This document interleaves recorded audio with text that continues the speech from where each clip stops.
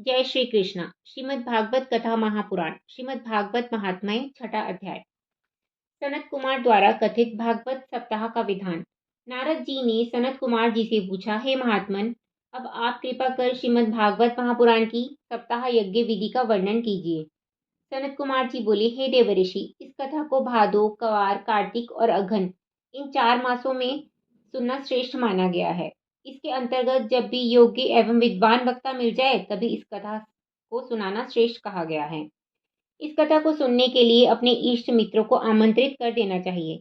यदि घर में सप्ताह यज्ञ के योग्य स्थान ना हो तो किसी अन्य स्थान पर जैसे मंदिर, तीर्थ, बगीचा आदि में इस सप्ताह ज्ञान यज्ञ को करना श्रेष्ठ है। जिस स्थान पर कथा यज्ञ हो वहां केले के खम्भों से मंडप बनाकर बंधनवार आदि से भली भांति सजाना चाहिए और इस मंडप में व्यास अर्थात वक्ता के बैठने के लिए एक ऊंचा सिंहासन होना चाहिए और जो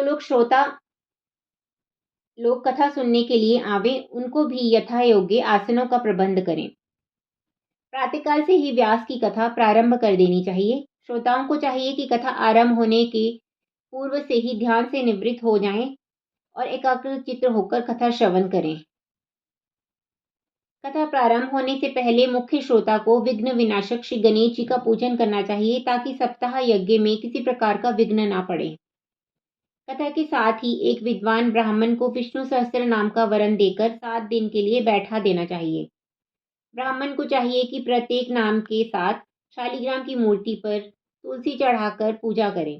मुख्य श्रोता को पहले दिन व्यास जी की पोथी श्रीमद् भागवत का सच्चे मन से पूजन करना चाहिए तथा उस पर यथाशक्ति दक्षिणा चढ़ावें। इसके पश्चात हाथ जोड़कर कहें कि हे व्यास जी, आप मुझे अपना दास जानकर श्रीमद् भागवत कथा ज्ञान यज्ञ को प्रारंभ कीजिए।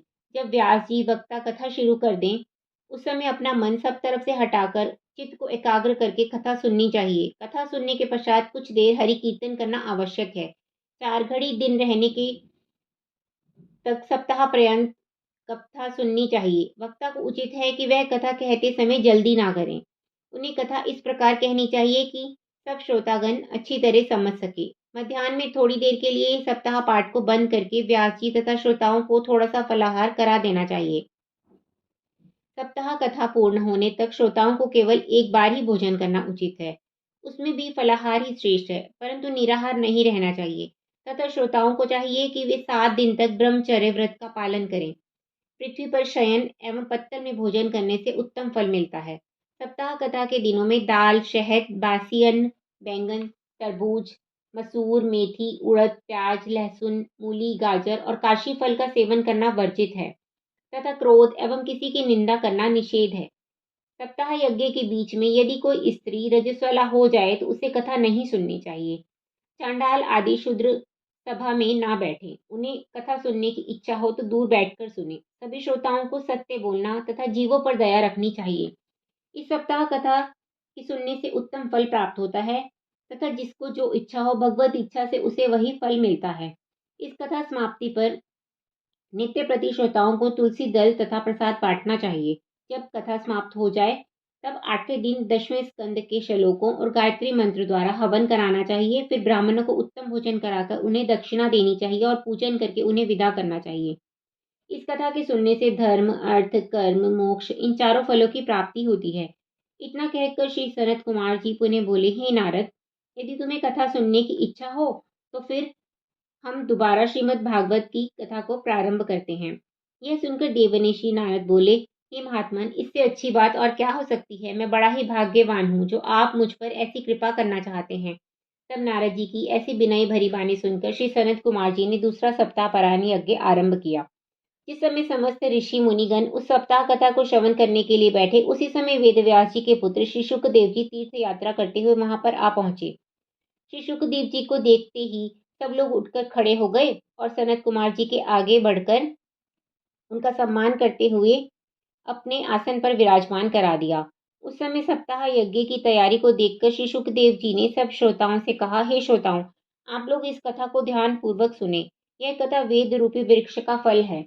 संसार के अन्य फलों में गुठली और छिलका रहता है, परंतु यह फल सब ओर से अमृत रूपी रस से भरा हुआ है। अतः इस कथा अमृत का रसास्वादन बार बार करना चाहिए।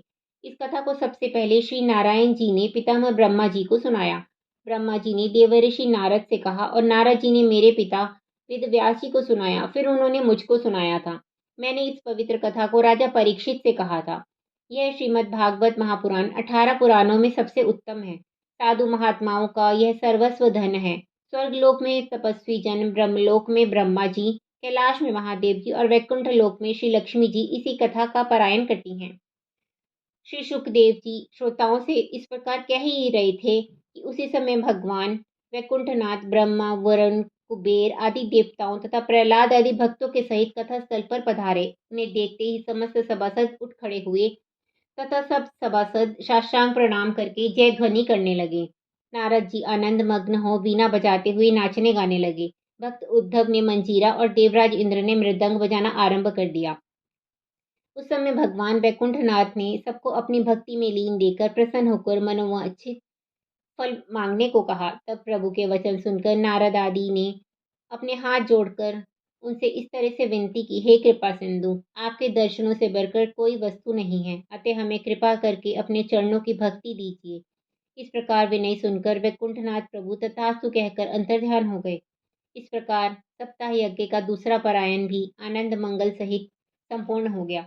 इतनी कथा सुनकर शौनकादि 88,000 ऋषियों ने श्री सूत जी से कहा, हे सूत जी, श्री शुकदेव जी ने यह कथा राजा परीक्षित को कब सुनाई थी और गौकर्ण तथा सनत कुमार जी ने कब कही थी, यह कृपा कर हमें बताइए। सूत जी बोले, जिस समय श्री कृष्णचंद्र जी ने द्वारकापुरी से वैकुंठ को गमन किया था, उसके 1900 वर्ष पश्चात भाद्रपद मास में नवमी के दिन श्री शुकदेव जी ने यह कथा राजा परीक्षित को सुनाना आरंभ किया था, जिसे समाप्त होने में 1 सप्ताह लगा था। उसके 200 वर्ष पश्चात गौकर्ण ने यह सप्ताह यज्ञ किया और उसके 306 वर्ष बाद श्री सनत कुमार जी ने नारद जी को यह परम पवित्र कथा सुनाई थी।